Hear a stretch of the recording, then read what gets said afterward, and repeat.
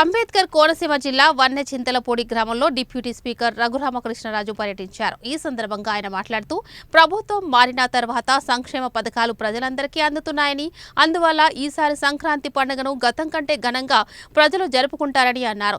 సంక్రాంతి పండుగలో భాగంగా సాంప్రదాయ కోళ్ల పందాలు నిర్వహించడం ఆనవాయితీగా వస్తుందని పేర్కొన్నారు.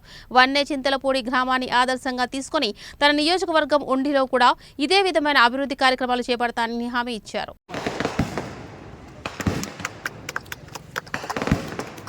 जोहार బంగారాజు గారు जोहार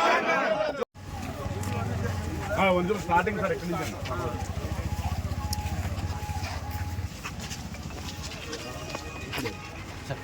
రాజుగారు సైడ్ जोहार అంబేద్కర్ जोहार అంబేద్కర్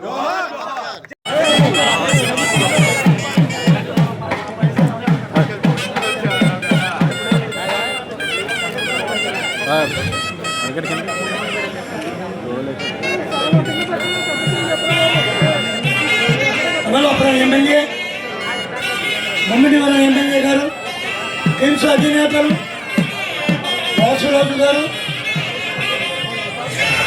రాంబాబు గారు, రాజు గారు, క్షత్రియ పరిషత్ సభ్యులు, గ్రామ సౌభాగ్యాన్ని నిలబెట్టిన చంద్రపూడి వాసులు,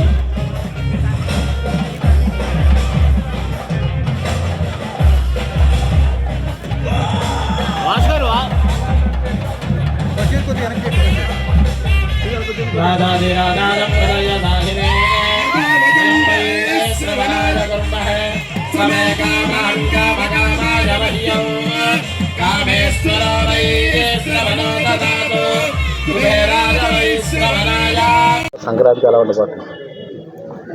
ఎప్పటికన్నా వైభవంగా ఉండబోతుంది. ఎందుకంటే ప్రభుత్వం మారింది, ప్రజలు హుషారుగా ఉన్నారు, సంక్షేమాలన్నీ సకాలంలో అందుతున్నాయి. కాబట్టి ఖచ్చితంగా గతంలో కన్నా సంతోషంగా సంక్రాంతి వేడుకలు జరుపుకుంటారంటలో ఎటువంటి సందేహం కన్నా. కోడి పందాలు ఉంటాయంటారా?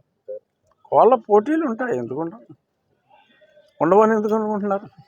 సంప్రదాయంలో భాగం కదా. జూదం ఉండకూడదు, చట్టం చెప్పేది అది. జూదం ఉండకూడదు.